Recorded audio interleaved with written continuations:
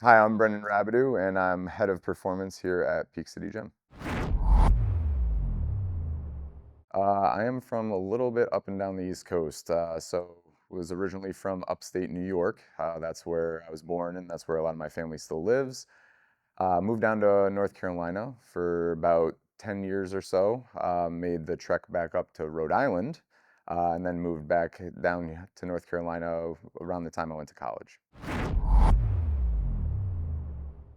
My favorite style of training, I like to do a lot of Olympic lifting. So things like hang cleans, push jerks, things like that. The way I work out mostly would be probably more splits with push pulls. So we'll do like an upper body push, lower body pull, break it up like that. So still seems like a total body. I have so things I do outside of the gym. I have two young daughters, so I spend a lot of times at in parks and at playgrounds, messing around with them. Spend a lot of time with my family, doing fun stuff with my wife. We love going to the beach when it's that season, and anytime we can get out there.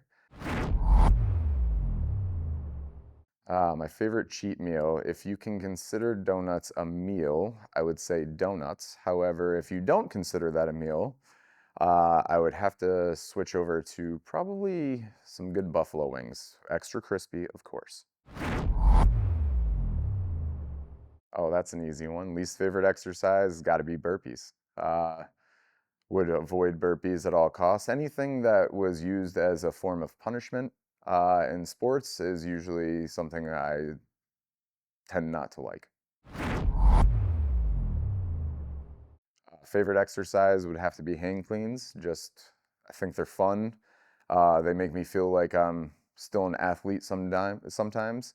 So that's a good feeling. There were back when I was starting to get into fitness, and I learned a valuable lesson not to blindly follow, fitness advice. Now, this happened to be from, my brother Shane, but we were doing, extremely low carbs. Um, I didn't really know exactly what I was doing. Like I said, I was blindly following. And then unfortunately, once I figured out, you know, that a lot of the things that I was going through, I was getting agitated a lot. Didn't really know why I was getting agitated, which would make me more agitated. And then when finally Shane kind of broke things down for me when I was starting to kind of get at the end, my initial reaction was, why would anyone do this to themselves? Uh, so ended up going to Myrtle Beach with my wife. Uh, Ended up introducing carbs back in not the healthiest way.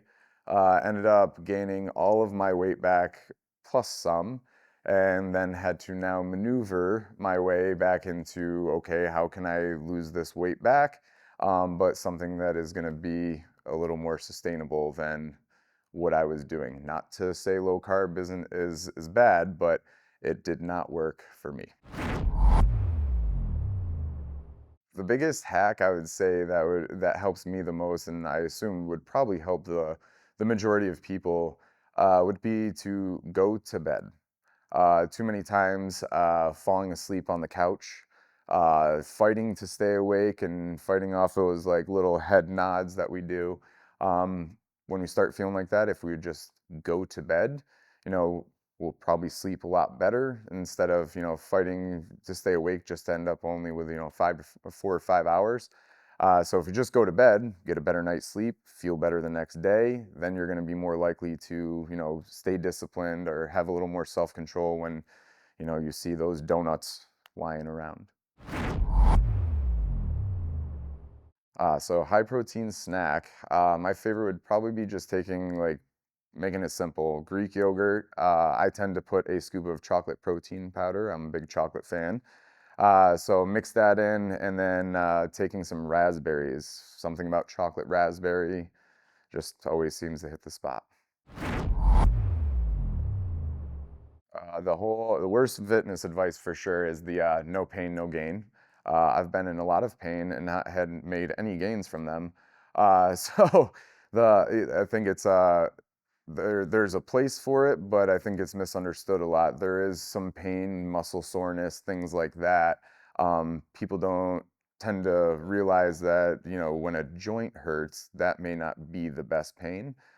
So I think it's often misinterpreted, which would probably make it the worst fitness advice to give.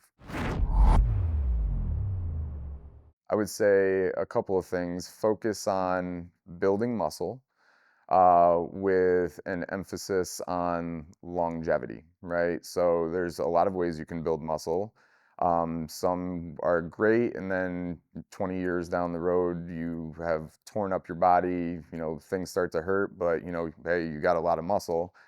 So focusing on the longevity, of your training, knowing that you're in this for the long haul, that this isn't just, hey, I have to get ready for a bodybuilding show. Most of us are not bodybuilders, especially the people that we tend to work with. We're not looking to get stage ready, so focusing on the longevity, being patient, and something that I wish somebody had told me a long time ago, especially in my earlier days, is to not lift with your ego.